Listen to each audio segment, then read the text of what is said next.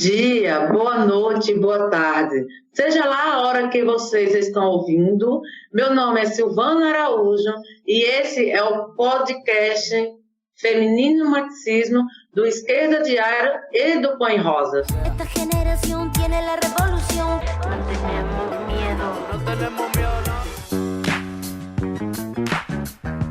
Enquanto gravamos esse episódio, os Estados Unidos ardem contra o assassinato de George Floyd.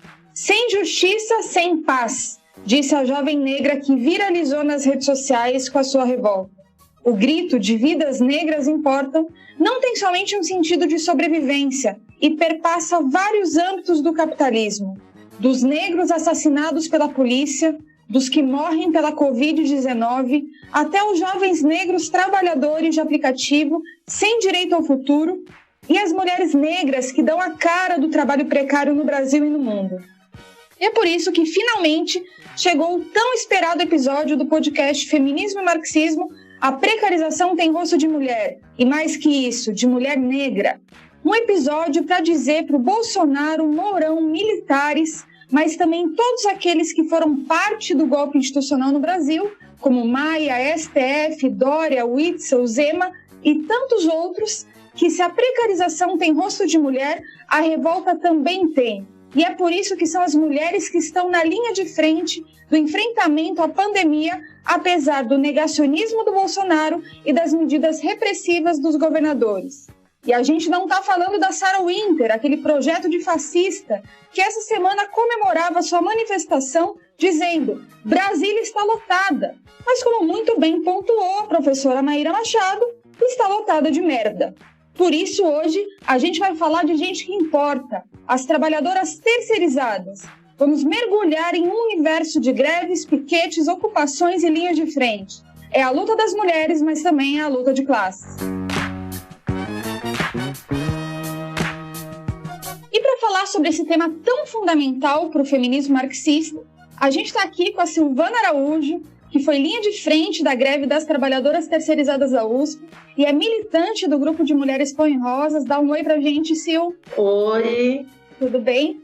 E a gente também tá com a Thaís Oyola, que é trabalhadora bancária e militante do Quilombo Vermelho. Dá um oi pra gente, Thaís. Olá, gente. Muito prazer estar aqui hoje. E inaugurando uma presença masculina aqui no nosso podcast, a gente recebe Marcelo Pablito, que foi candidato a deputado estadual em São Paulo, faz parte da Secretaria de Negros e Negras do Sindicato dos Trabalhadores da USP e também é do Quilombo Vermelho. Dá um oi pra gente, Pablito. Oi, pessoal. Um prazer estar aqui com vocês.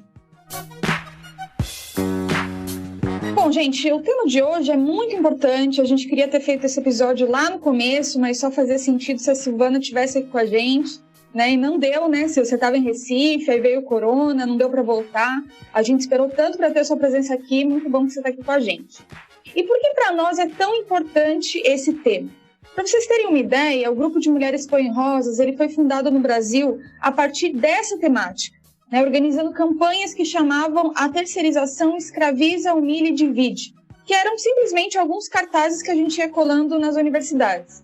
Eu fui uma das fundadoras do Põe Rosas, eu estudei na PUC de São Paulo e participei desse processo todo. E o nosso objetivo era justamente ter um feminismo que não respondesse somente aos problemas das estudantes, que existem e são importantes de lutar também, mas um feminismo que abarcasse também as mulheres trabalhadoras.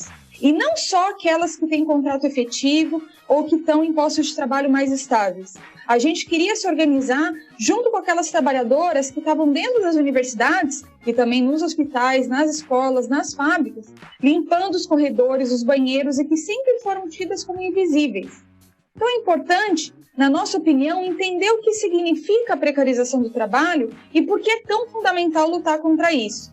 Como vocês vieram acompanhando aí no nosso podcast, a gente trabalhou bastante o conceito de exploração do trabalho para relacionar com a opressão de gênero e de raça.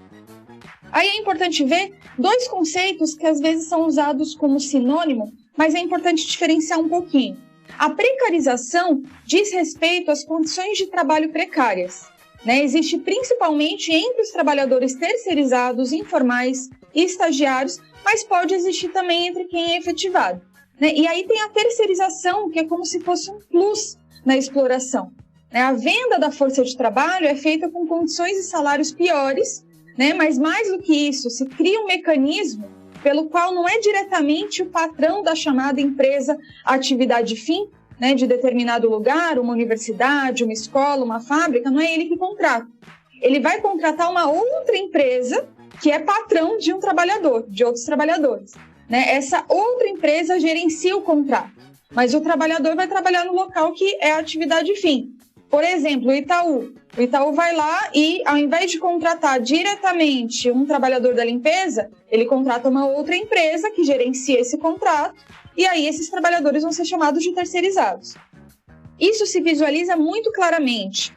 Os terceirizados, eles têm uniformes diferentes, salários diferentes, direitos diferentes, são tratados de forma diferente, né? E a amplíssima maioria dos trabalhadores terceirizados, especialmente no setor da limpeza, que veio sendo um dos setores mais precários, são de mulheres negras. Então, é por isso que se alguém disser que é feminista marxista e não colocar no centro da sua luta a batalha em defesa dos terceirizados e terceirizadas, duvida um pouco desse marxismo aí. Lutar contra a precarização e terceirização é decisivo para unificar a classe trabalhadora, não permitindo que ela esteja dividida em categorias de primeira e segunda ordem, mas também para levantar bem forte a bandeira da defesa das mulheres trabalhadoras, né? E ainda que alguns possam considerar que condições precárias de trabalho e terceirização sejam apenas excessos do capital, a nossa luta contra o capitalismo e a exploração engloba a batalha contra a precarização do trabalho como parte de acabar com toda forma de exploração. Inclusive, para que todos os terceirizados sejam efetivados sem necessidade de concurso público ou processo seletivo, já que eles já demonstraram na prática que podem fazer o serviço. E segundo o jurista Jorge Luiz Sotomayor, isso significaria uma reparação histórica com negros e negras de todo o país que foram empurrados ao trabalho precário. Então, é nesse sentido que é importante a gente remarcar que o golpe institucional ele deu passos largos no avanço da terceirização, com a lei da terceirização restrita, mas também com a reforma trabalhista, a reforma da Previdência, estão avançando aí com as medidas provisórias 927, 936, né? E a reunião ministerial mostrou como Paulo Guedes e todos os ministros do Bolsonaro querem destruir a vida dos trabalhadores, né? Mas a gente também não pode deixar de dizer que nos anos dos governos do PT, o trabalho precário atingiu recordes até o momento, né? Aumentando exponencialmente de 4 para 13 milhões em todo o país, com a conivência das burocracias sindicais, incluindo aí a CUT e a CTB, né, dirigidas pelo PT e pelo PCdoB, que não somente foram cúmplices da terceirização, como deixaram milhões de trabalhadores terceirizados sem nenhum tipo de organização. Tudo isso hoje está acompanhado pelas chamadas economias de plataforma, que cumprem o papel de modernizar as mais precárias relações de trabalho. Jovens deixam suas vidas 12 horas em cima de uma bicicleta, podendo morrer a qualquer momento, né? É assim que o Brasil chega também ao recorde de 41,4% de trabalhadores na informalidade. Então é muito importante a gente entender toda essa discussão e a relação entre precarização e terceirização e a questão de gênero e raça. Então eu peço que a Thaís explique melhor essa parte para a gente. E, na verdade, tudo isso que você falou, Diana, e quando você fala como funciona a terceirização, a gente consegue ver bem como ela funciona como mais um mecanismo entre muitos que carregam esse cruzamento entre o capitalismo, o patriarcado e o racismo. E isso é muito chave para a gente pensar como a gente trava as nossas batalhas contra o capitalismo. Mas voltando, essa forma que o capitalismo tem de se apoiar no racismo e no patriarcado, entre outras opressões, tem duas funções principais. Uma, que é de rebaixar o que a gente chama de custo de reprodução da força de trabalho. E como o capitalismo faz isso? Quando ele diz que é parte da nossa natureza feminina ser, por exemplo, bela, recatada e do lar. Ele joga nas nossas costas praticamente toda a carga do trabalho doméstico que é necessário para que os trabalhadores e trabalhadoras possam trabalhar no dia seguinte. A segunda função desse cruzamento entre a exploração e as opressões é a de diminuir também o próprio custo da força de trabalho. Por exemplo, quando os capitalistas nos dividem entre mulheres e homens, negros e brancos, nativos e imigrantes, efetivos e terceirizados, o que eles querem, na verdade, é se apoiar nessa diferença para naturalizar que não vai ter direito trabalhista para todo mundo. Isso sem contar dos direitos elementares como a saúde e a educação. E aí, isso a pandemia torna mais grave quando a gente vê que quem são os que mais morrem pela Covid-19 são as negras e os negros. E por mais que o governo Bolsonaro queira jogar uma espécie de pó de arroz nas estatísticas do IBGE, não tem como esconder essa realidade que eu falei para vocês.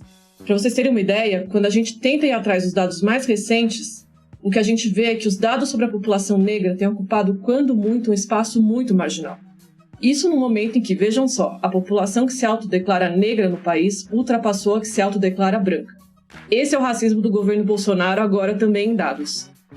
Mas feita essa ressalva, quando a gente olha os dados da PNAD contínua, do primeiro trimestre de 2020, a gente vê que são as mulheres que ocupam 52% da população em idade de trabalhar. Mas quando a gente vai ver a população ocupada, as mulheres só ocupam 43% desse contingente. Para o mesmo período, quando a gente vai ver os dados das trabalhadoras domésticas, onde as mulheres representam 95%, a gente sabe que a maioria delas é negra, só 27,5% tem carteira assinada. Já o desemprego, nem falar, né? É maior entre as mulheres, 13,1%, enquanto que para os homens é de 9,2%. Isso sem falar da vergonhosa estatística das mulheres negras ganharem em média 60% a menos que os homens brancos. Escandaloso. Lembrando que esses dados são de antes da pandemia chegar no Brasil, que significa que essas tendências de precarização só pioraram desde então. Mas esses dados mostram também pra gente qual que é o compasso da feminização da força de trabalho no país. E nesse tempo de pandemia isso fica só mais evidente. É só ver que são as trabalhadoras mulheres que estão ocupando, principalmente as mulheres negras, né? Que são a maioria entre os estratos mais precários, por exemplo, do sistema de saúde. São as trabalhadoras da limpeza, da cozinha, auxiliares e técnicas de enfermagem, mas também são a maioria nos caixas de supermercado e nos serviços de telemarketing, por exemplo. São essas mulheres que estão na linha de frente dos serviços essenciais e também mais expostas ao contágio. Mas o livro que a gente quer trazer hoje, que a gente quer apresentar hoje, o Precarização Tem Rosto de Mulher, ele não quer ser mais só um retrato dessa realidade. Como poucos dessa área, na verdade, ele quer colocar pra gente uma perspectiva de combate a essas mazelas do capitalismo. Nesse livro, a gente pode acompanhar, por exemplo, as experiências de organização e luta das mulheres terceirizadas da Universidade de São Paulo. Tem a luta das trabalhadoras da DIM em 2005, das trabalhadoras da União em 2011, das trabalhadoras da Igilimp em 2013, todas essas empresas de trabalho precário no seio de uma das maiores universidades da América Latina. E para ampliar essa perspectiva, o livro também traz um dossiê internacional da luta de classes, onde tem as experiências de luta das mulheres terceirizadas da limpeza ferroviária na França, mulheres imigrantes negras, tem também no Chile a luta contra a terceirização e a herança do Pinochet, e tem também um relato muito impressionante da aliança que se formou na África do Sul entre o movimento estudantil e os trabalhadores precários da Universidade da Cidade do Cabo, que pela luta impuseram que esses trabalhadores fossem efetivados. Tem também os anexos que trazem contribuições ao debate sobre a precarização da juventude, sobre as relações entre raça, classe e gênero e também sobre a feminização da classe operária. Tem também uma crônica muito forte e sensível ao mesmo tempo, sobre o primeiro contato de algumas mulheres trabalhadoras com esse livro, e tem também um caderno de imagens para a gente poder ver o rosto dessas mulheres em luta. Assim como a gente pode ter hoje aqui no programa a voz da Silvana, né, Silvana, que foi linha de frente de algumas dessas experiências relatadas. Então, pois é, a greve da União foi uma greve que marcou muito ali na USP, né? Porque foi um lugar onde a gente teve estudantes, trabalhadores da USP, né? E professores, o sindicato da USP, que é o Centusp, né? Que estava ao nosso lado. Então, assim, a importância dessa greve foi muito grande. Fez nós mulheres negras que deixava sua casa, as suas coisas de fazer em casa para vir trabalhar, né, e sofrer toda a opressão que a gente vinha passando. Nós ficávamos calados, não falava nada, com medo do patrão sempre mandar a gente embora, né, que nós necessitávamos desse dinheiro para levar o alimento para nossa casa. Mas aí, enfim, né, aconteceu da empresa, né, dos patrões lá, começar a sacanear a gente em termos de faltar salário, faltar o ticket de alimentação, faltar o de alimentação, vale transporte. Muitas vezes as mulheres tinham que ir andando do local de onde mora até o local de trabalho dentro da USP né? E isso deixava a gente sem saber o que fazer, de mãos atadas, sem saber o que fazer. Como a gente vai falando, né, que a gente vai fazendo serviço, né, a gente vai conversando com o outro, e aí chegou dos trabalhadores que era efetivo, falar, nós estamos com vocês. Se vocês quiserem fazer alguma coisa, nós estamos aqui para apoiar vocês. Nisso a gente já teve o apoio dos estudantes, o apoio dos professores, o apoio de todo mundo aí dentro da USP para a gente cair no campo. Agora, isso a gente sente a necessidade do quê? E muitas vezes essa atitude que o povo teve aí na USP, os trabalhadores teve aí na USP, se expandessem em vários locais de trabalho das pessoas, porque não é só na USP que passa essas coisas, né? De a gente ficar sem salário, sem vale transporte. É em todo local de trabalho. E muitas vezes a gente não tem o apoio que a gente tem aí dentro da USP. Foi muito importante para mim, para minhas colegas de trabalho, como negras, que fazem os piores trabalhos, né? E a gente se sentia fraca, né? Em termos do que eles impunhavam para a gente que a gente tinha que fazer, a gente se sentia fraca. E nisso, a partir do momento que a gente teve esses apoios, a gente se tornou forte. Então, a importância é muito grande, né, de nós, juntos, lutarmos para acabar com essa terceirização, que é onde que está fazendo a gente trabalhar escravo, um trabalho escravo, né, que é um trabalho que deixa a gente sem poder fazer muita coisa, porque é aquilo que você tem para hoje, então é aquilo que você tem que pegar para você poder levar o sustento para sua casa. Fora isso, o que eu achei muito importante também nessa batalha que a gente deu, né, da greve, foi que a partir do momento que a gente conseguimos jogar o lixo dentro do próprio setor de trabalho, da onde a gente trabalhava, então assim, a gente sentiu assim, que eles tinham que respeitar a gente, porque quando a gente começou a sujar o que a gente limpou, eles sentiram a necessidade que fosse limpo. Então, eles tinham que respeitar a gente e respeitar o nosso trabalho, porque a gente não tinha respeito nenhum de trabalho lá, né? Porque eles não respeitavam a gente, porque acham que esse serviço é um serviço qualquer um, mas não é um serviço de qualquer jeito. É um serviço como se eu fosse uma médica, que a médica não tem todos os aparatos, a gente também tem. E se a gente não limpar também, ninguém consegue trabalhar na sujeira. Então, isso, para mim, foi muito impactante a gente ter jogado o lixo de volta para eles aprenderem a respeitar o nosso serviço. E o que mais, assim, eu fico chocada, né, imediatamente, assim, é que, assim, a gente tem filhos, né, que estudam em escola pública, que a gente sonha em ver eles dentro da USP, numa universidade que é pública, que era para ser nossa, e hoje em dia não é nossa, é de quem pode entrar lá, né? E a gente não poder botar um filho nosso para estudar ali dentro, né? Então, a gente acha muito triste. Quando a minha filha falou para mim que queria estudar lá dentro da USP, eu falei para ela, é impossível. Só se você estudar dia, noite e dia, para poder conseguir entrar ali dentro, porque é difícil. Então, assim, para quem estuda numa escola que nem pública, ficava difícil. Mas essa luta a gente procura ver se consegue, né?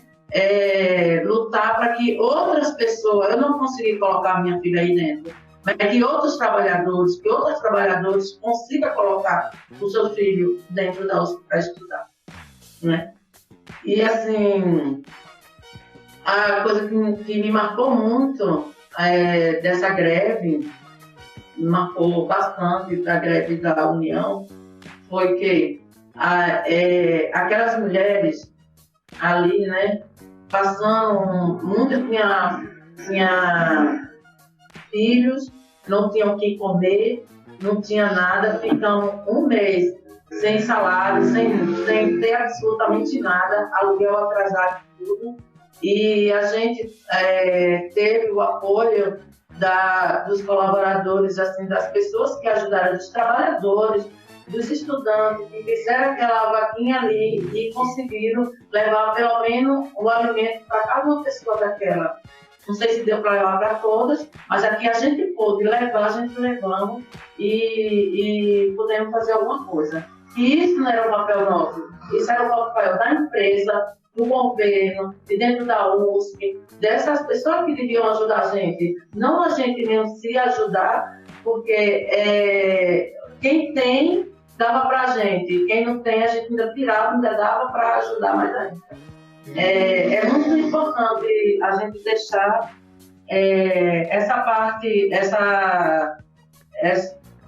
essa estrutura da USP, é como se fosse um exemplo, né, de luta das mulheres negras dentro da USP para todos os outros locais de trabalho, para todos aprenderem o que é isso. Sil, muito bom. Eu relembrei aqui de várias imagens dessas greves. Eu só queria antes completar algumas coisinhas sobre o livro. A Thaís deu uma apresentação muito boa aqui. E eu queria só completar algumas coisas, porque a gente teve uma contracapa do Ricardo Antunes, que é um dos mais importantes intelectuais na área do trabalho, né? Queria até ler aqui rapidamente o que ele escreveu sobre esse livro. A inadiável luta pela emancipação das mulheres contra o patriarcalismo e a opressão masculina tem também uma inextricável dimensão de classe contra a dominação burguesa e suas tantas opressões. E essa é a melhor contribuição desse estudo para a revolução feminista em curso. É muito bom o comentário dele. E aí a gente também conta com... Sim, com certeza. Ficou muito forte, eu achei. E a gente conta também Sim. com alguns comentários de algumas professoras importantes também, a Cláudia Mazei, a Bia Bramides, a Ana Luísa, que é professora ali da Faculdade de Educação da USP, foi um dos lugares, inclusive, onde começou uma das greves, e também um comentário da Andrea Dapri, que é a nossa camarada fundadora aí do Pão em Rosas, na Argentina. E a gente também tem uma apresentação maravilhosa da professora Renata Gonçalves. Inclusive, ela mandou um comentário aqui pra gente, para esse episódio, então vamos ouvir. Oi, Diana. Oi, Silvana. Oi, todo mundo. Aqui é a Renata Gonçalves. Queria parabenizar por esse debate tão fundamental, né, sobre o feminismo e o marxismo, e hoje, especialmente, essa discussão sobre o livro da Diana Assunção, A Precarização Tem Rosto de Mulher. Esse livro já foi bastante lido, discutido, debatido, e que bom que ele ganha uma nova versão, principalmente nesse momento tão triste da sociedade brasileira, e em que, não apenas no Brasil, mas fora do Brasil, essa pandemia tem mostrado que a sociedade capitalista está ruindo, né? E que na sociedade capitalista os trabalhadores definitivamente não têm direito sequer a sobreviver. E nesse momento aqui no Brasil, com o governo que a gente tem, né, que promove a política da morte, promove a necropolítica, a gente tem visto que a pandemia está escancarando, né, de uma vez por todas, a profunda desigualdade que existe no país. A desigualdade social, a desigualdade racial, a desigualdade de gênero, né? O que a gente tem visto é o aumento da violência doméstica, né? Mostrando o quanto o patriarcado está presente na nossa sociedade e ele precisa ser combatido com toda a força, né?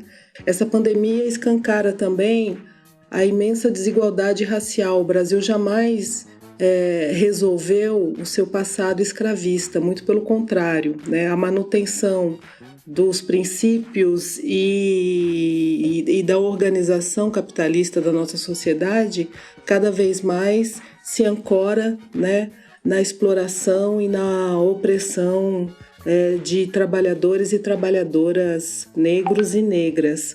O que a gente tem visto, por exemplo, é que a nossa classe trabalhadora tem se colocado em risco todos os dias, né, para servir a classe dominante e também a classe média, né, que está protegida, que consegue fazer os seus pedidos, né, delivery, e quem vem entregar são os nossos jovens trabalhadores das periferias.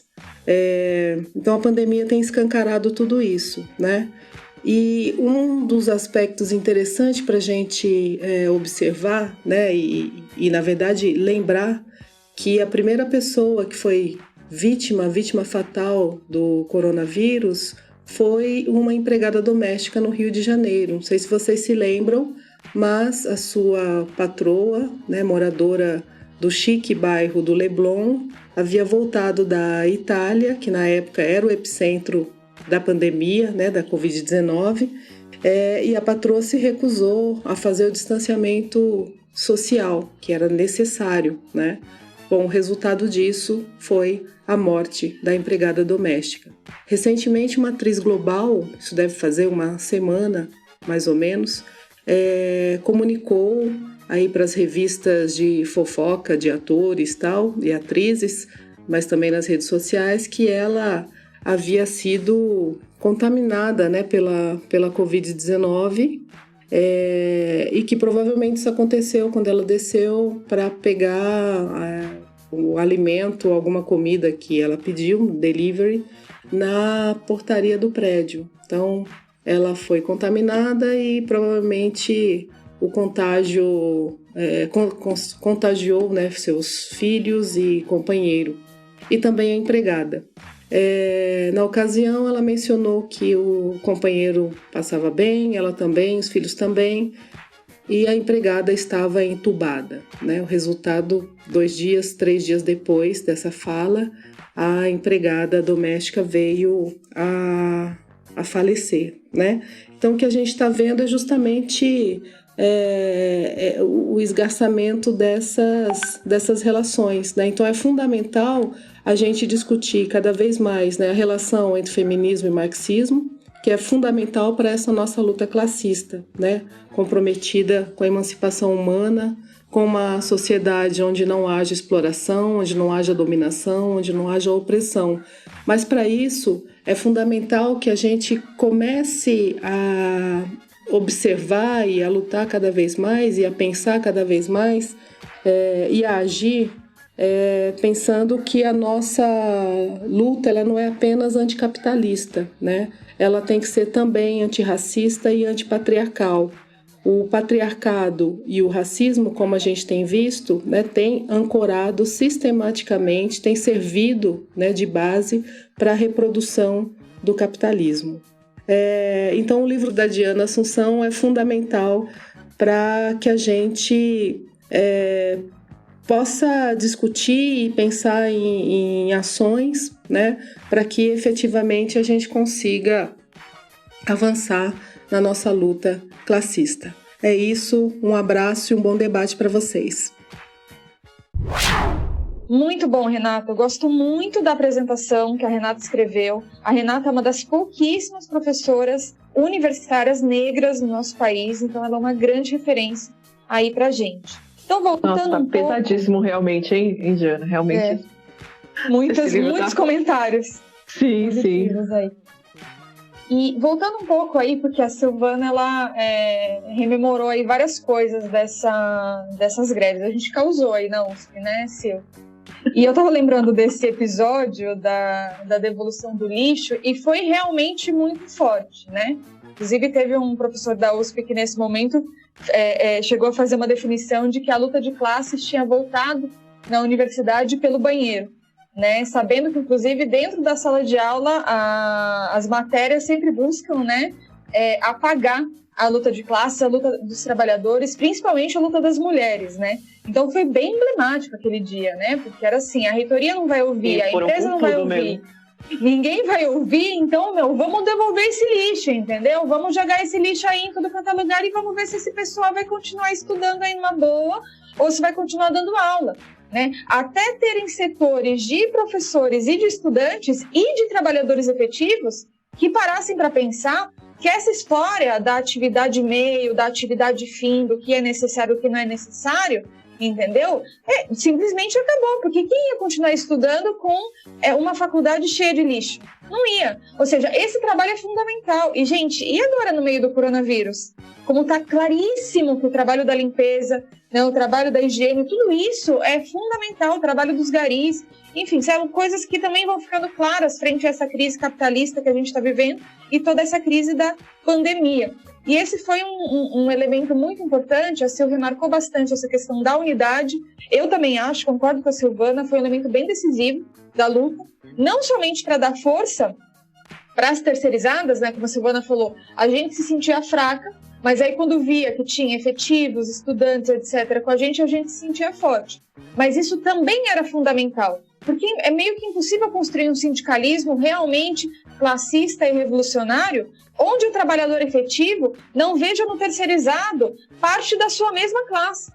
Ou construir um movimento estudantil. Para que serve construir um movimento estudantil que não esteja aliado com os trabalhadores? Para ficar discutindo nas assembleias as demandas dos estudantes? Tudo bem, são importantes e a gente vai levantar. Inclusive porque significa não somente ter uma postura economicista dentro da universidade, né? Não lutamos somente por salário ou por condições de trabalho. Como a Silvana colocou, a gente luta pelo fim do vestibular, porque a gente quer que todos os estudantes tenham o direito de estudar. Todos os que entraram têm esse direito, com permanência, inclusive, mas a filha da Silvana também, e a filha de todos os terceirizados que trabalham na universidade, todos os moradores das comunidades da região, e que isso seja estendido nacionalmente, né? Que a gente acabe com esse filtro social que é o vestibular e permita um acesso integral à universidade, né? Para toda a população, principalmente negros e jovens trabalhadores que ficam de fora, né? Nesse momento, inclusive, Sil, lembrando que teve também aquele episódio que a gente foi passando de sala em sala, né, com os terceirizados, e era muito notável a postura dos terceirizados, porque quando os terceirizados estão trabalhando, eles estão ali esmagados pela opressão, né, da principal universidade do país, né, estão ali olhando para baixo, sem horizonte, né, inclusive, sem ver nenhum horizonte. E quando veio a luta parece que agarrou todo mundo de uma maneira só. E aí os terceirizados foram lá, dentro da sala de aula, onde estavam os grandes intelectuais falando, não sei o quê, foram lá e começaram a falar para os estudantes, entendeu? E a gente falava o seguinte, vocês estão aí sentados, entendeu? Ouvindo aí da escravidão e não estão vendo que do seu lado, nos corredores, o que está acontecendo é uma semi-escravidão dentro da universidade, entendeu? Tem gente que ganha salários miseráveis dentro da universidade, isso não pode acontecer. E aí foi muito interessante esse dia, porque os estudantes começaram a se levantar, né, das salas, largar as carteiras, os livros, tudo, e se juntar com os terceirizados. E aí teve uma mistura muito profunda. Que aliança explosiva que foi esse momento, né? Largando todo o ensinamento para entender e estudar, né, na prática, a luta de classes que estava acontecendo ali. Essa relação, eu acho, foi muito interessante, né? Teve um trabalho... As imagens, né, dessa parte também são impressionantes. Desculpa, Diana, que me veio todas as imagens. As imagens que foram veiculadas, inclusive, na grande mídia, porque realmente extrapolou os muros da universidade, essa luta dos trabalhadores da União. Então, as imagens todas são muito impressionantes, assim. Todas as trabalhadoras terceirizadas muito, essas sim, empoderadas, como a gente quer defender, né? Esse empoderamento das trabalhadoras que a gente defende. Assim, as fotos são muito impressionantes. Totalmente. Vamos fazer uma matéria sobre esse episódio colocando todos os vídeos e as imagens, porque como a Thaís falou, realmente é bem forte. Assim. A gente que participou fica com essa memória viva, né, e com saudade também desse processo de luta e querendo repetir ele também, por isso continuamos defendendo com tudo a demanda dos terceirizados, mas justamente porque são lições que ficam, é importante a gente transmitir, né, seja no livro, nos vídeos e nesse podcast que a gente está tentando aqui transmitir essas questões. E E aí eu queria que o Pablito também comentasse um pouco mais sobre esse processo, gente. Eu não tinha como fazer esse episódio hoje sem o Pablito, né? Não tinha como fazer sem a Silvana, como eu coloquei antes, mas também não tinha como fazer sem o Pablito. Na época dessas greves, eu acho que eu e o Pablito, a gente virou quase a mesma pessoa, né? Então eu queria que ele comentasse um pouco também desse processo, como que vê toda essa situação da precarização do trabalho que se aprofunda, né, na situação que está colocada hoje. Pois é, foi mesmo, Diana. Agora, a gente falando, dá para lembrar de muita coisa que a gente passou durante essas greves, que foram aprendizados para todos nós.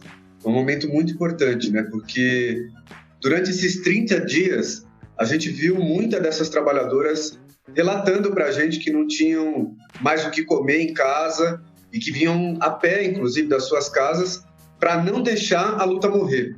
A cada dia, a gente via essa situação e dava um nó na garganta, ver essas trabalhadoras com filho pequeno em casa, várias senhoras, mais velhas, inclusive, passando o dia inteiro embaixo do sol, com chuva, com frio, preocupada com as dificuldades que estavam em casa, com a incerteza do futuro, mas elas arrancavam força de onde nem se podia esperar, porque elas conquistaram uma grande confiança, né?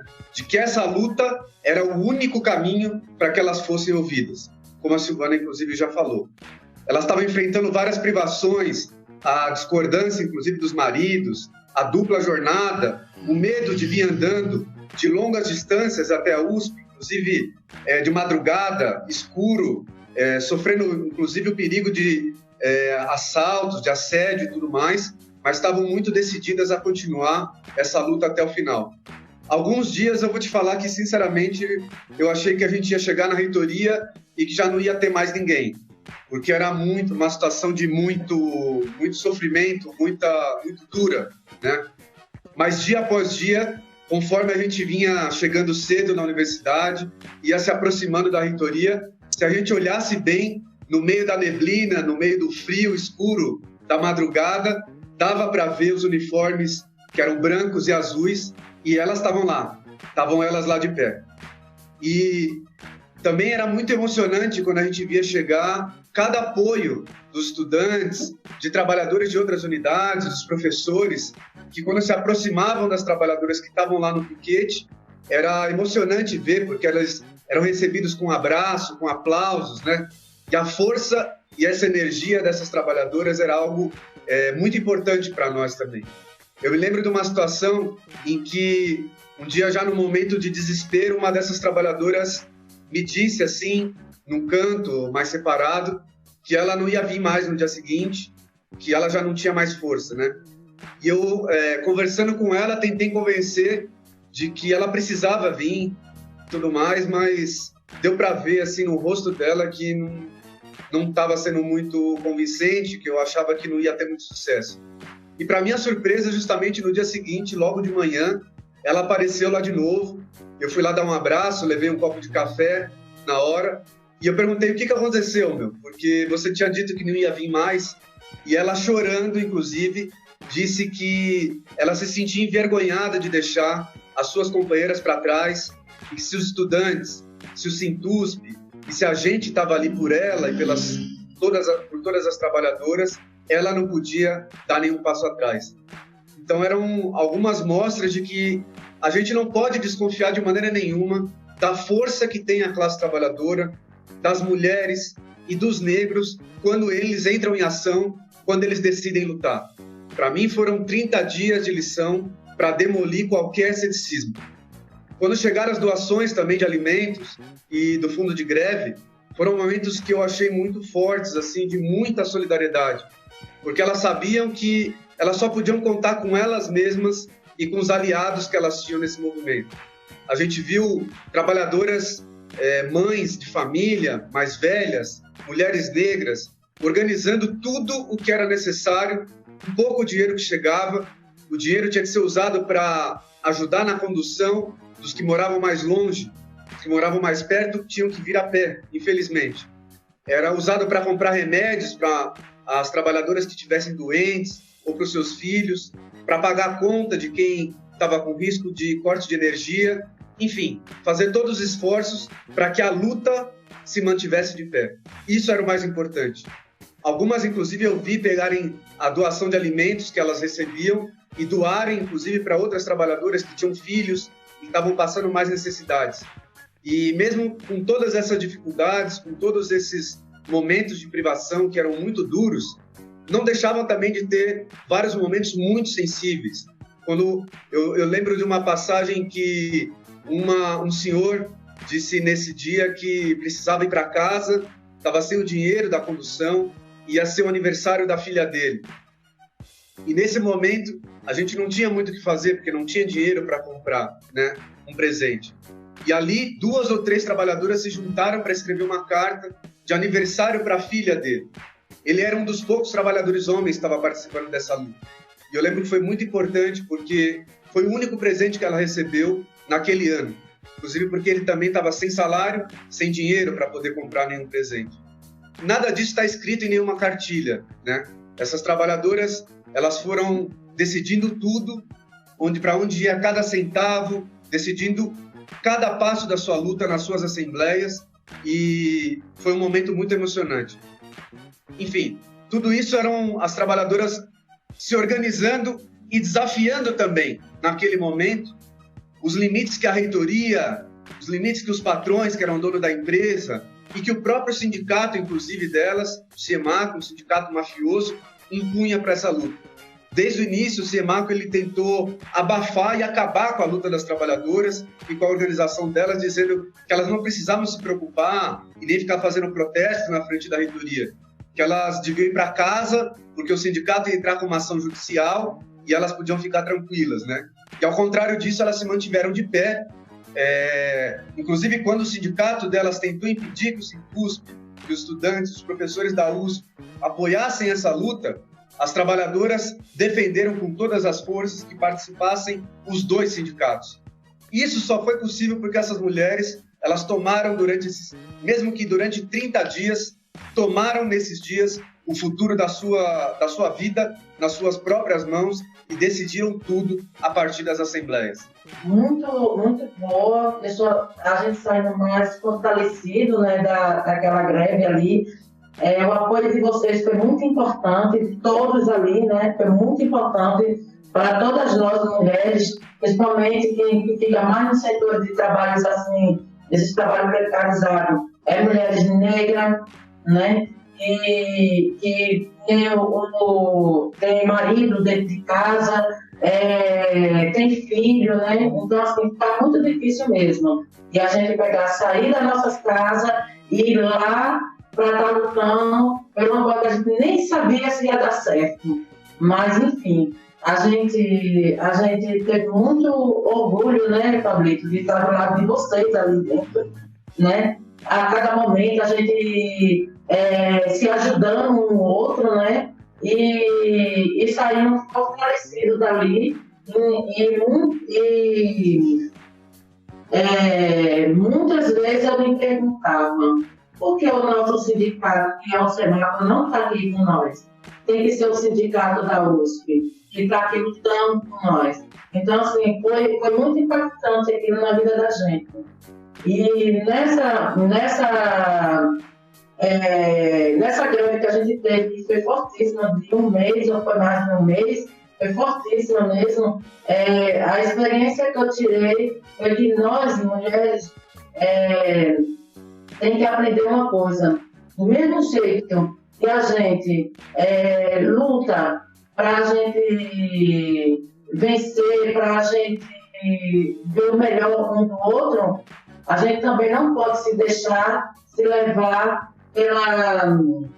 pelo machismo que a gente encontra dentro de casa, né?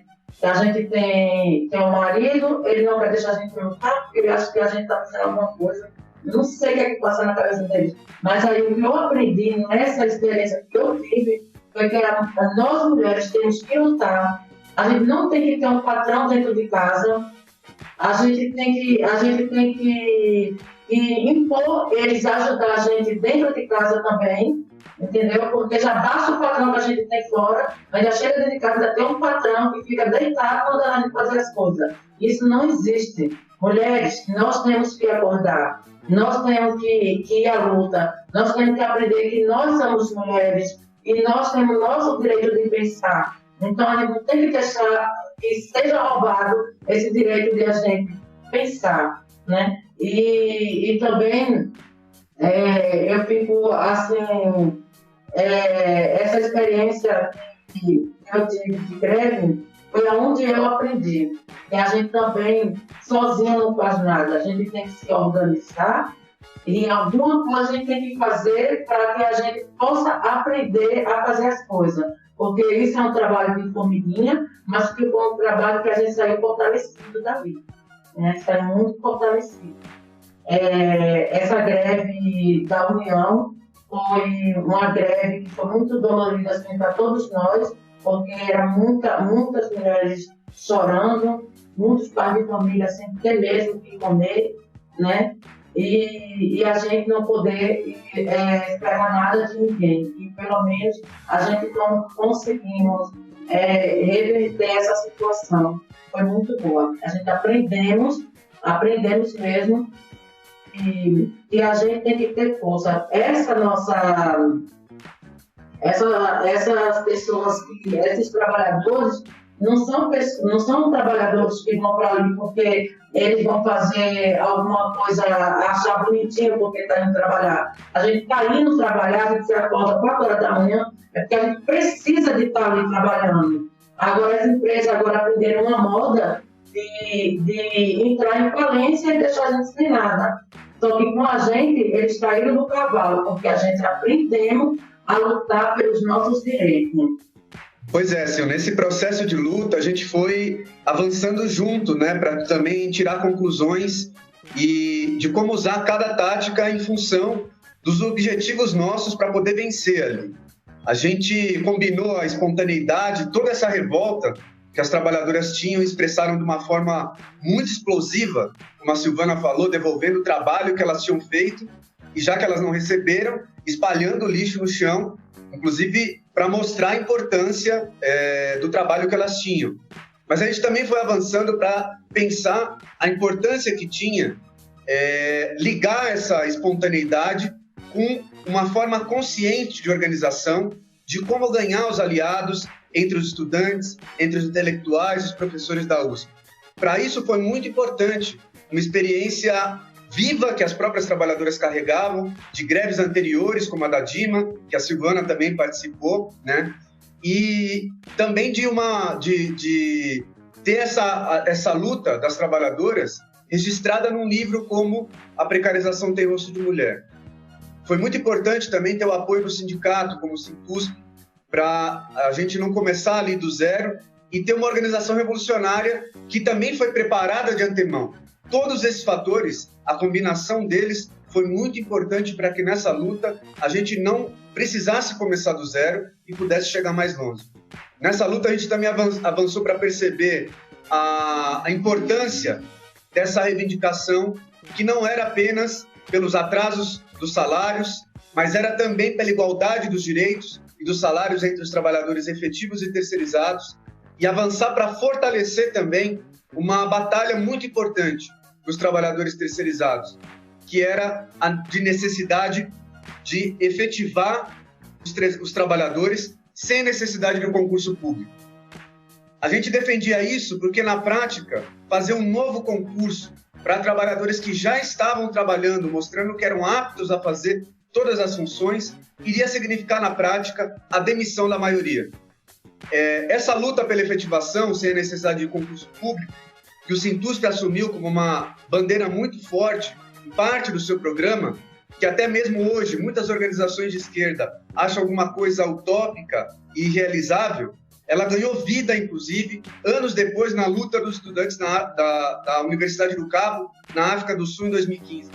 Nessa luta que os estudantes iniciaram pela retirada de uma estátua que tinha na entrada da universidade de um colonialista racista chamado Cecil Rhodes, né, era um símbolo ali da dominação racista da Inglaterra logo na entrada da universidade.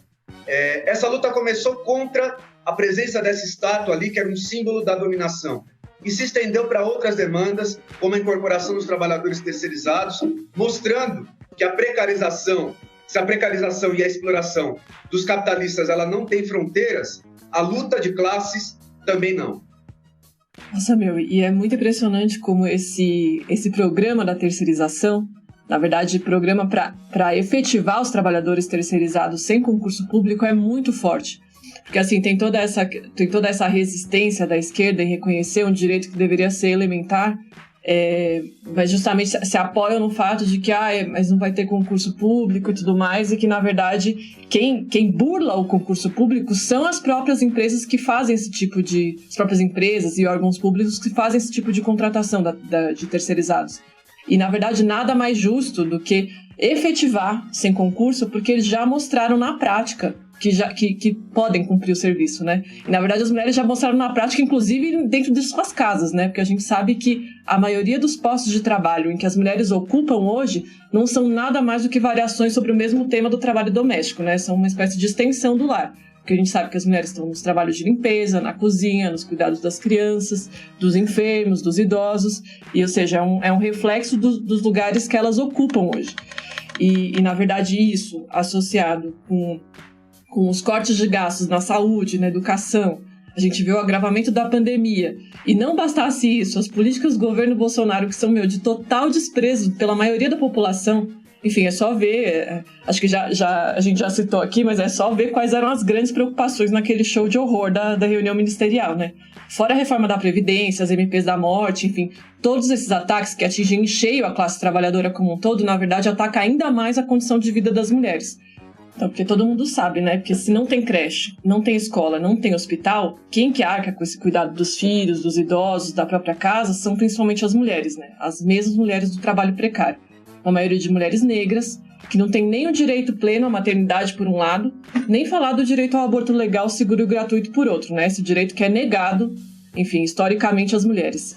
E justamente, assim, o direito fundamental para que não sejam essas mulheres a morrer por abortos clandestinos.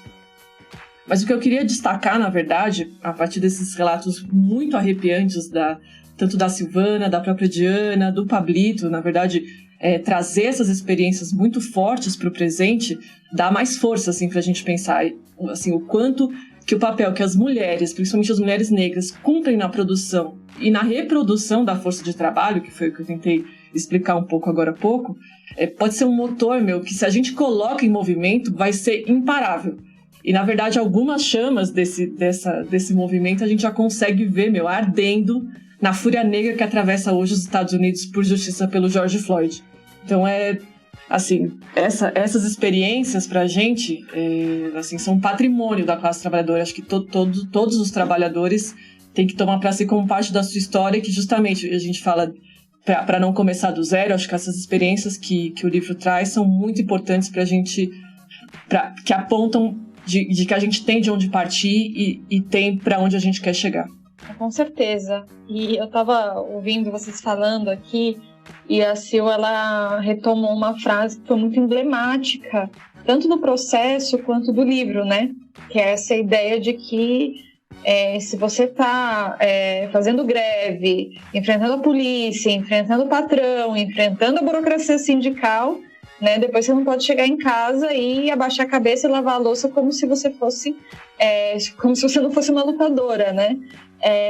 Essa ligação profunda entre a luta de classes, né, e o avanço na consciência também das mulheres trabalhadoras que têm que tomar, né, o rumo da sua própria vida é muito profundo, né? Recentemente a gente fez um episódio sobre a Flora Tristão, né, e ela é autora de uma frase também muito emblemática, né, historicamente, que é que a mulher é a proletária do proletário, né? E isso, eu vejo uma ligação, inclusive, entre essas duas abordagens, porque eu acho que diz respeito a isso, né? Que é justamente como unir profundamente essa classe trabalhadora, né? No qual o machismo e o racismo atuam para dividir, né? Para dividir essa luta, né? Então, como é que você vai lutar junto se depois você chega em casa e é oprimida pelo seu companheiro, pelo seu marido e tudo mais? Eu acho que essa experiência aí que a Silvana contou é muito rica para isso, e se liga completamente com esses elementos que a Thaís colocou agora, né, sobre a questão da dupla jornada de trabalho, né, o quanto que isso também impede muitas mulheres de conseguirem não somente ter tempo para fazer várias coisas, mas para poder lutar, para poder atuar no sindicato ou também para poder se organizar politicamente, né?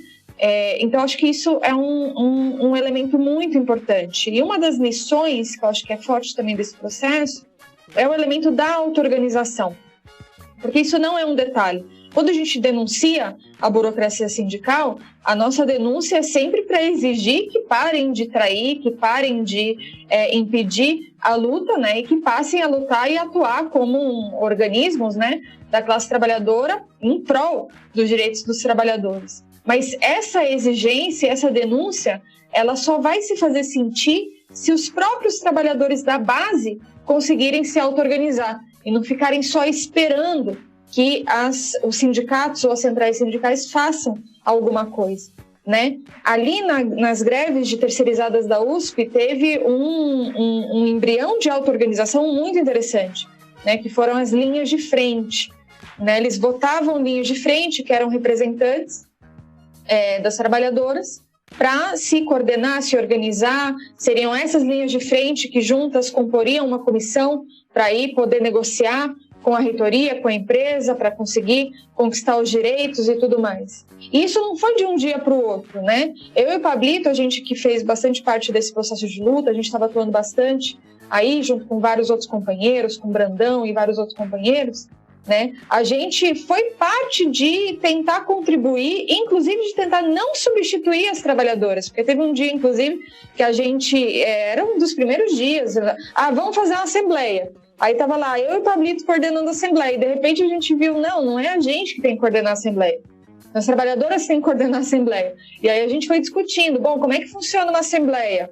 Uma assembleia funciona, todos podem ter direito a falar, pode ter um tempo para falar, alguém tem que ser a mesa da assembleia, tem que votar. Se a maioria vota por uma decisão, significa que todos, mesmo os que tiveram uma posição diferente, têm que atuar como um só punho, né? Então, ou seja, um espaço de debate democrático para chegar à melhor política, né? A assembleia não era uma coisa formal, né? Vamos fazer uma assembleia rapidinha aí, que nem faz a Bebel da POS. Faz uma assembleia, fala, votou, você nem viu, já votou. No caso de som, a Thaís conhece muito bem as burocracias de bancários. Mas era uma coisa assim, realmente a luta dependia disso. Dependia dessas ideias debatidas democraticamente. Foi muito importante. A gente foi levando propostas, né? Teve um dia que a gente propôs. E se a gente fizesse um piquete? Né? E aí ninguém entendeu nada. A gente lançou essa ideia na Assembleia. Aí depois que a gente falou, não, seria, no caso, impedir a entrada na reitoria. E todo mundo, por que vocês não falaram antes? E já foram diretamente para porta da reitoria, e a gente aí impediu a entrada na reitoria justamente para chamar atenção para essa luta, né? E nesse processo também me ficou muito marcado uma trabalhadora que ela falou o seguinte, ela falou mais ou menos assim, que antes dessa greve ela sonhava com as coisas que tinha que fazer em casa, com o que tinha que limpar no serviço, sonhava que estava lavando o chão, a louça, e que agora ela sonha com o rosto de cada um de vocês na Assembleia, sonha que está fazendo uma Assembleia para a nossa luta, sonha com os piquetes, sonha com as manifestações. Eu acho impactante isso, a luta de classes adentrando o imaginário mais profundo de uma trabalhadora terceirizada. Imagine essa luta de classes, esses exemplos entrando no batalhão de trabalhadoras terceirizadas, e agora também os trabalhadores da RAP, que estão aí, inclusive, aparecendo já nas lutas que estão ocorrendo de resistência aos ataques do governo Bolsonaro. Imagina isso, as empregadas domésticas, as trabalhadoras da limpeza em todos os lugares, hospitais, escolas, né, unidas com a classe trabalhadora em todo o país e com a juventude revolucionária. É uma potência, isso é empoderamento, né? O pessoal fala de empoderamento, outra coisa. Para a gente, empoderamento é isso, como a Thaís totalmente colocou. Então, eu acho que é uma experiência bem forte. E aí eu peço para a Silvana também reafirmar, ela já começou aí a fazer um chamado para as mulheres trabalhadoras.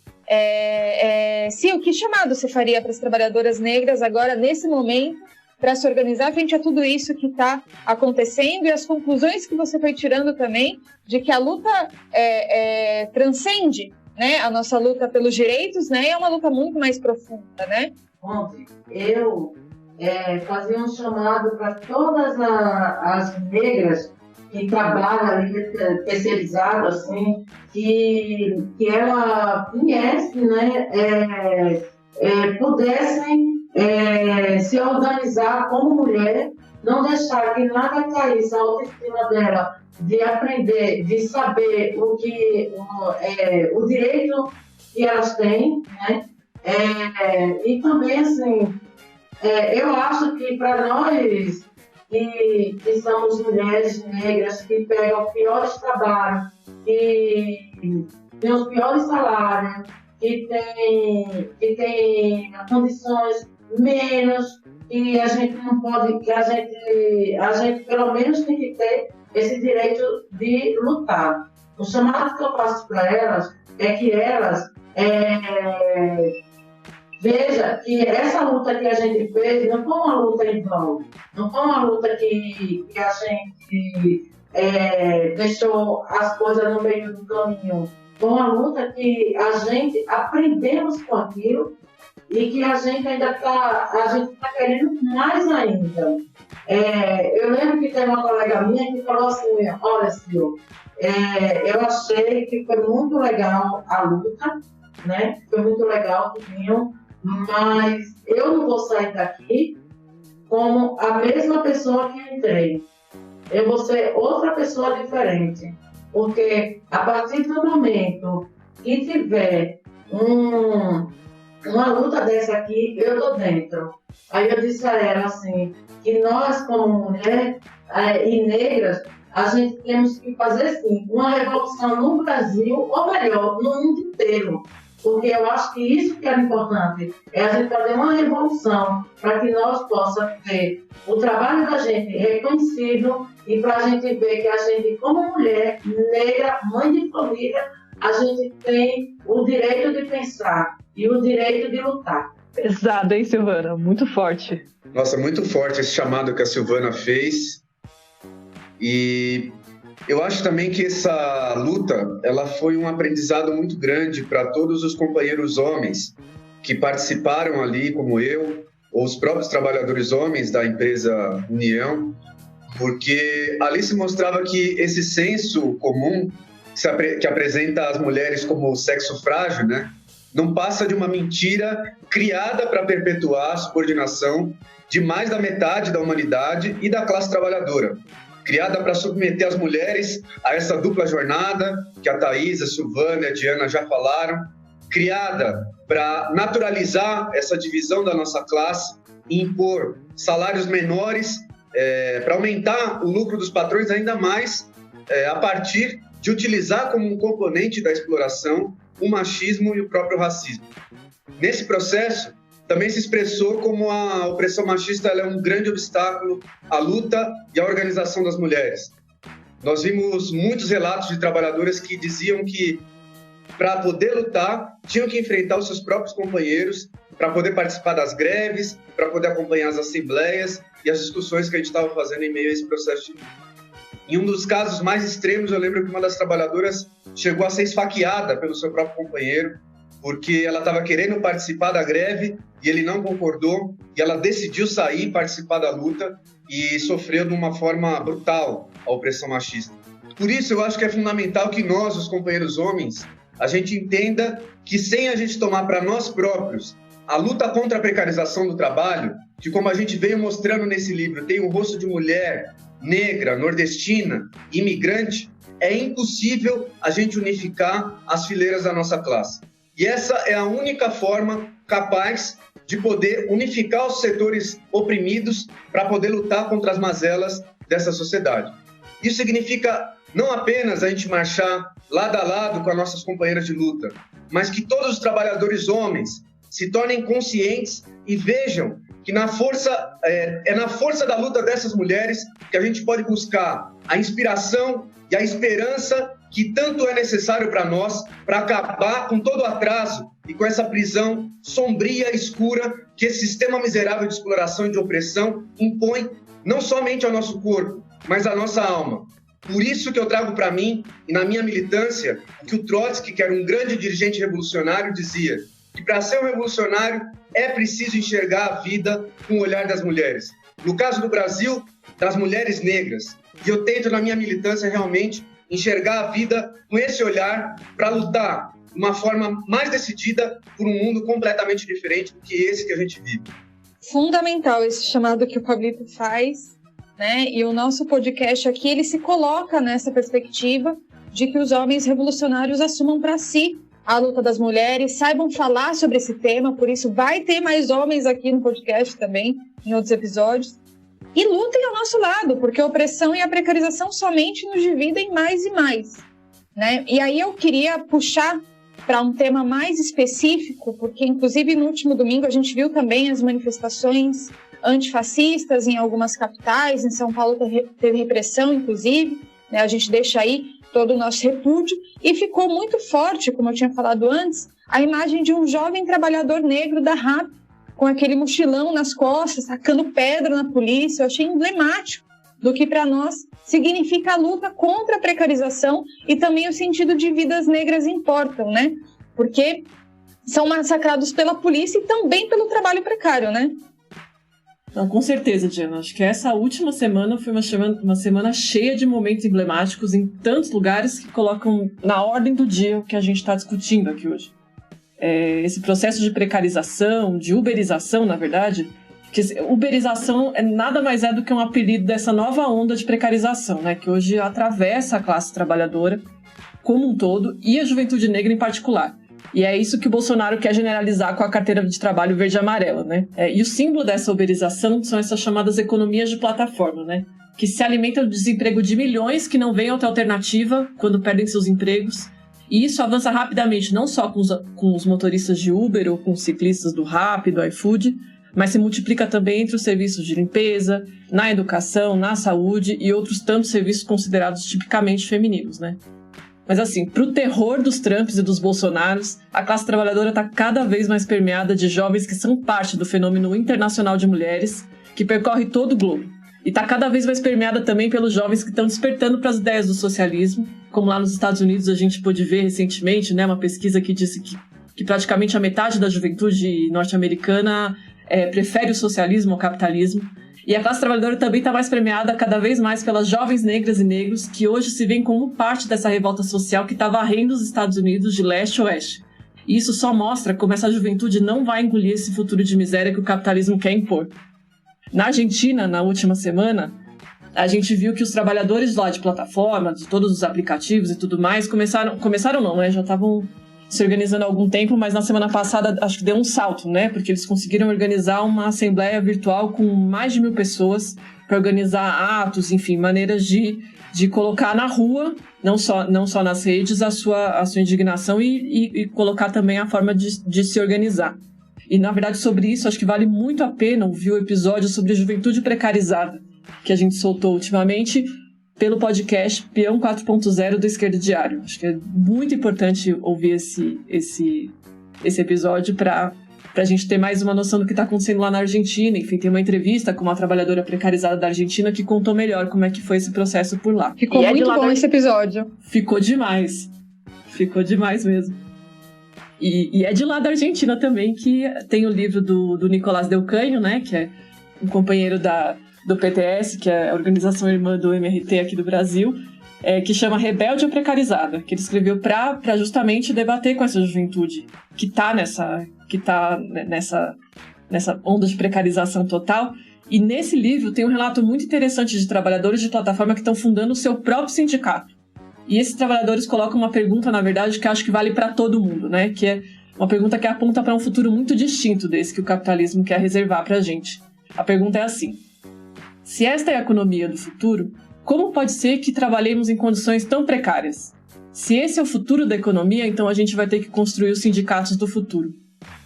E, na verdade, para essa pergunta, eu queria resgatar aqui um trecho que a Bianca e a Vitória, autoras de um texto do livro que é justamente sobre a juventude precarizada, que acho que elas conseguiram sintetizar muito bem, assim, o que pode apontar para a resposta, que é o seguinte, abre aspas.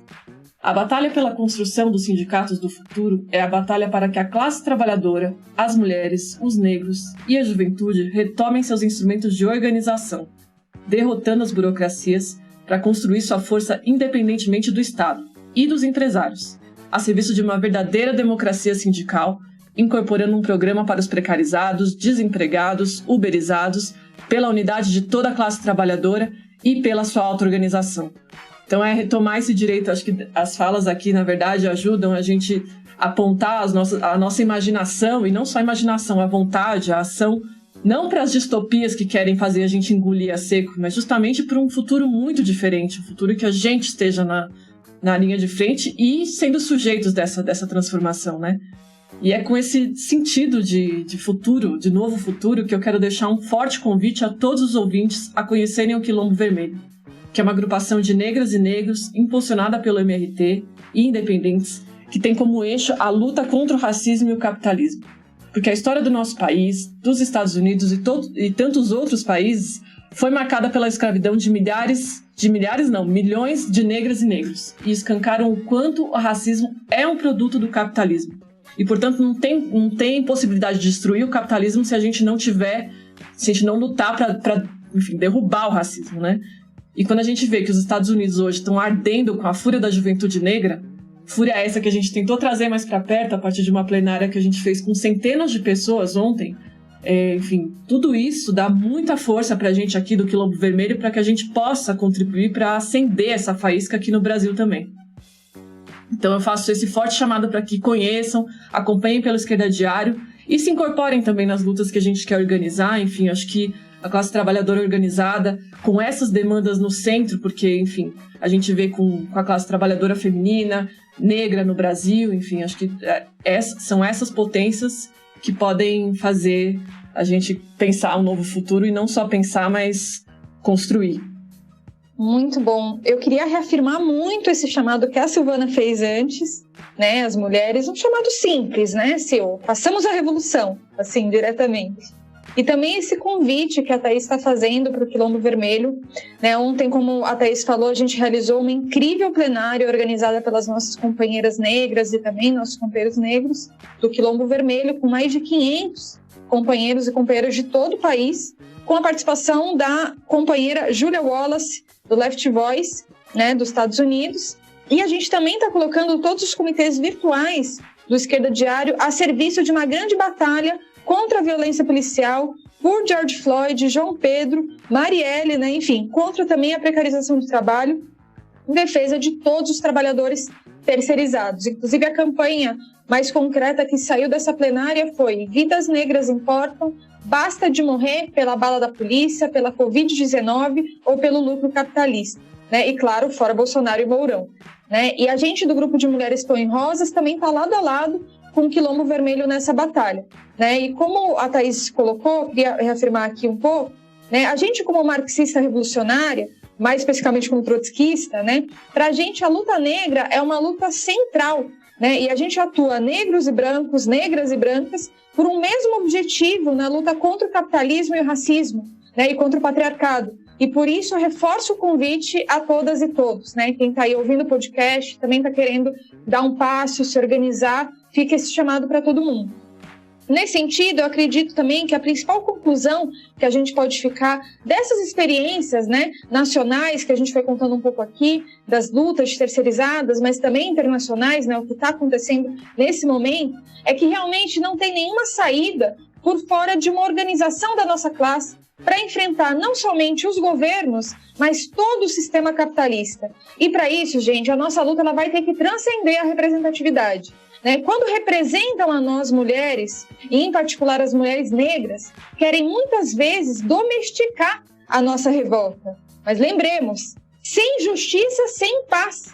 Não deixemos o encanto neoliberal que tentou triturar a classe operária entre efetivos, terceirizados, informais, desempregados, estagiários, uberizados, Não deixemos que esse encanto agora nos encurrale. A pandemia do coronavírus agora mostra uma classe operária necessária, aqueles que tantas vezes foram tratados como descartáveis e de segunda categoria, os trabalhadores da limpeza, os garis, os entregadores de aplicativos, que são quase um serviço próprio de distribuição ultra-organizado por todas as cidades. Imaginem isso da revolução, hein? Mas mesmo os que querem nos conter, jogando em nós a culpa da proliferação do vírus, agora tomam um belo de um tabefe com um grito de Black Lives Matter. Se o vírus nos tira o ar, a polícia tira o ar dos negros. Eles não podem respirar. E enquanto eles não tiverem todos os direitos, nenhuma mulher terá os seus direitos. Né? Essa luta que é nossa, da nossa classe, não é uma somatória de opressões. É a luta de classes, minha gente. Na luta de classes, quem está melhor organizado pode vencer. Quem está desorganizado se perpetua na opressão. E a gente quer vencer, porque a gente não quer gritar para sempre nenhuma menos. E a gente não quer lutar para sempre contra o trabalho precário, como se ele não fosse precário, tivesse tudo bem, ok, uma exploração certinha, sem precarização. Não, a gente quer destruir a exploração capitalista, né? E a gente não quer ter que dizer uma coisa tão óbvia, apesar de não ser óbvia no capitalismo, como as vidas negras importam. É preciso se organizar. Por isso, atendam o chamado da Thaís e da Silvana, venham para o Quilombo Vermelho, luta negra anticapitalista e socialista, e assumam um feminismo marxista, antirracista e da classe trabalhadora, para que toda dor, miséria e exploração fiquem para trás, para que a gente possa viver uma sociedade completamente livre de toda opressão e exploração, por uma sociedade onde os negros e negras possam não somente respirar, mas ter uma vida plena. Gente, muito, muito obrigada por esse episódio forte e necessário, né? Que ele seja também uma contribuição na organização das trabalhadoras terceirizadas. Obrigada, Silvana. Obrigada, gente. Foi muito bom estar aqui com vocês. Muito bom, Sil. Obrigada, Thaís. Nossa, obrigada a vocês por fazer esse episódio acontecer, porque realmente, assim como eu tô arrepiada aqui, acho que muitos ouvintes que estão nos ouvindo estão arrepiados e vão levar adiante essas lições que a gente quis trazer hoje. Foi um prazer. Obrigada, Pablito, também. Obrigado, Diana, Thaís e Sil. Queria chamar todo mundo a ouvir todos os outros episódios do podcast Feminismo e Marxismo, acompanhar o Esquerda Diário, os cursos do Ideia de Esquerda e avançar para se organizar junto com a gente. Obrigadão. Com certeza. E, gente, eu queria aproveitar também e agradecer a toda a equipe do podcast Feminismo e Marxismo, que são simplesmente perfeitos. Amanda na produção, Alexandre e Heitor na edição, Gabriela na produção de textos, com as referências para o Esquerda Diário. Uma saudação aí para a nossa equipe. Vocês arrasam, gente. Sim. E antes de terminar, a Thaís, que fez uma bela apresentação aí sobre o livro A Precarização Tem Rosto de Mulher, ela só esqueceu de dizer que foi ela que fez a capa maravilhosa da terceira edição do livro, também a diagramação. Ela vai falar aí pra gente sobre uma promoção que a gente está fazendo do livro. Pois é, Diana, a gente quer justamente difundir esse livro para que ele chegue no máximo de lugares possível. E aí a gente está fazendo essa promoção, que é um desconto de 25% no valor do livro. E aí, na verdade, quem estiver ouvindo o podcast, é só mandar um e-mail para o e-mail iscraredes@gmail.com, lembrando que Iskra é com K, colocando no título do e-mail o nome do livro, A Precarização Tem Rosto de Mulher, e colocando no corpo do e-mail também que estava ouvindo o podcast e que quer comprar o livro com esse desconto de 25%. Então, comprem, compartilhem, difundam essas experiências que a gente quis trazer com esse livro, porque, enfim, vale muito a pena. Muito bom, imperdível. Como dizia o Leon Trotsky, o que mais sofre com o velho são os que mais lutam com mais força pelo novo. Até a próxima, gente. Curta e compartilha.